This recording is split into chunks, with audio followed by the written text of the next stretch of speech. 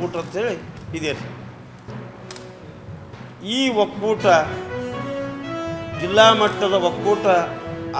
ಅದರಲ್ಲಿ ಒಬ್ಬ ಸಿದ್ದರಾಮರೆಡ್ಡಿ ಪಾಟೀಲ್ ಅಂತಕ್ಕಂಥವ ಯಾದಗಿರಿ ಜಿಲ್ಲೆ ಶಾಪುರ ತಾಲೂಕಿನ ಗುಂಡಗುರ್ತಿ ಗ್ರಾಮದ ಸಿದ್ದರಾಮರೆಡ್ಡಿ ಅವರು ಇದು ಈ ಒಂದು ಸಂಸ್ಥೆ, ಈ ಒಂದು ಜಿಲ್ಲಾ ಒಕ್ಕೂಟ ಅವರು ಒಂದು ತಮ್ಮ ಸ್ವಂತ ಮನೆಯಂತ ಮಾಡಿಕೊಂಡಿದ್ದಾರೆ.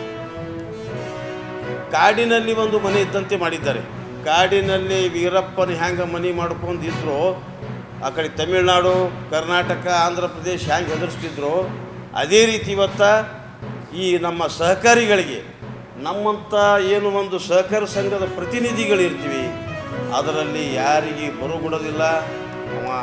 ಎಲ್ಲ ಗುಲ್ಬರ್ಗ ಜಿಲ್ಲೆ ಇರ್ತಕ್ಕಂಥ ಎಲ್ಲ ಸಹಕಾರಿಗಳಿಗೆ ಇವತ್ತು ಹೆದರಿಕೆ ಪಡ್ತಾ ಇದ್ದಾರೆ. ಯಾಕಂದರೆ ಉದಾಹರಣೆಗೆ ಈ ಬರುವ 5ನೇ ತಾರೀಕಿಗೆ ಅದರ ಆಡಳಿತ ಮಂಡಳಿ ಚುನಾವಣೆ ಇದೆ. ಆ ಚುನಾವಣೆ ಪಾರದರ್ಶಕವಾಗಿ ನಡೀತಾ ಇಲ್ಲ. ಆ ಚುನಾವಣೆ ನೋಟಿಫಿಕೇಷನ್ 20ನೇ ತಾರೀಕಿಗೆ ಹೊರಗಡೆ ಬಂದಿದೆ ಸರ್.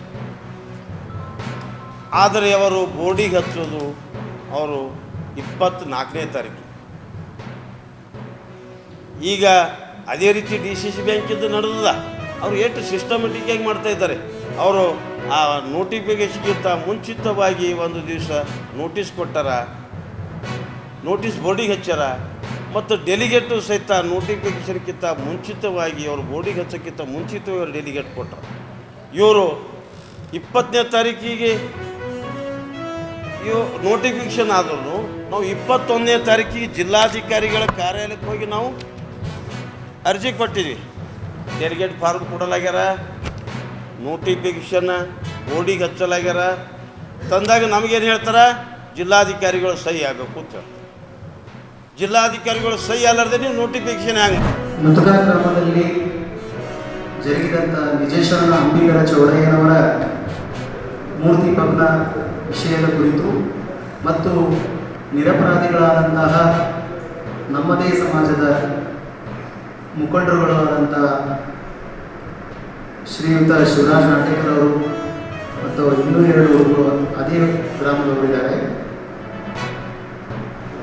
ನಾವು ಸ್ವಾಮೀಜಿಗಳ ಮಹಾಸಭಾದ ವತಿಯಿಂದ ಅಲ್ಲಿ ಗ್ರಾಮದಲ್ಲಿ ಮನೆ ಮನೆಗೆ ತೆರಳಿ ಈ ಆಪಾದನೆ ಏನು ಬಂದಿದೆಯಲ್ಲ, ಇವರು ಯಾವ ಥರ ಇದ್ದಾರೆ, ಏನಿದ್ದಾರೆ ಅಂತ ಹೇಳಿ ಹೋಗಿ ನಾವು ಅಲ್ಲಿ ಮನೆ ಅದರ ಕಮ್ಯುನಿಟಿ ಮನೆಗಳಿಗೆ ಹೋಗಿ ನಾವು ಕೇಳಿದ್ವಿ. ಮತ್ತು ನಮ್ಮ ಕಮ್ಯುನಿಟಿ ಮನೆಗಳಿಗೆ ಹೋಗಿ ಕೇಳಿದ್ವಿ. ಇಲ್ಲರಿ ಇದರೊಳಗೆ ಷಡ್ಯಂತರ ಮಾಡಿ ಅವ್ರನ್ನ ಸಿಗಿಸೋ ಪ್ರಯತ್ನ ಆಗ್ತಾ ಇದೆ. ರಾಜಕೀಯ ಒತ್ತಡಕ್ಕೋ ಯಾವುದೋ ಒತ್ತಡಕ್ಕೋ ಮನೆದು ಪೊಲೀಸರು ಇವ್ರನ್ನ ಸುಳ್ಳು ಪ್ರಕರಣವನ್ನು ಸಿಗಿಸೋ ಪ್ರಯತ್ನ ಮಾಡ್ತಾ ಇದ್ದಾರೆ ಅನ್ನೋ ಒಂದು ಮಾಹಿತಿ ಬಂತು. ಅವಾಗ ನಾವು ಒಂದು ಏನಾದರೂ ಒಂದು ಕ್ಲಾರಿಟಿ ಕೊಟ್ಟು ಮಹಾಸಭಾದ ವತಿಯಿಂದ ಹೋಗಬೇಕು, ಇಲ್ಲಾಂದ್ರೆ ಹಂಗೆ ಹೋಗ್ಬೇಕಂತ ನಮ್ಮದು ವಿಷಯ ಇತ್ತು. ಇಲ್ಲಿ ನಿರಪರಾಧಿಗಳಾದಂತಹ ಯುವಕರನ್ನು ಬಲಿಪಶು ಮಾಡುವಂಥ ಕೆಲಸ ಇಲ್ಲಿ ಮೇಲ್ನೋಟಕ್ಕೆ ನಡೀತಾ ಇದೆ ಅನ್ನೋದು ನಮ್ಮ ಗಮನಕ್ಕೆ ಬಂದಿರೋದ್ರಿಂದ ನಾವು ಈ ಹೋರಾಟವನ್ನು ಸ್ವಾಮೀಜಿಗಳೇ ಯಾಕೆ ಕೈ ತಗೋಬಾರ್ದು. ಇಲ್ಲಿ ಸ್ವಾಮೀಜಿಗಳ ತೊಗೊಂಡ್ರೆ ಯಾವುದೋ ಪಕ್ಷಾತೀತವಾಗಿ ಆಗೋಗ್ಬಿಡ್ತೈತಿ.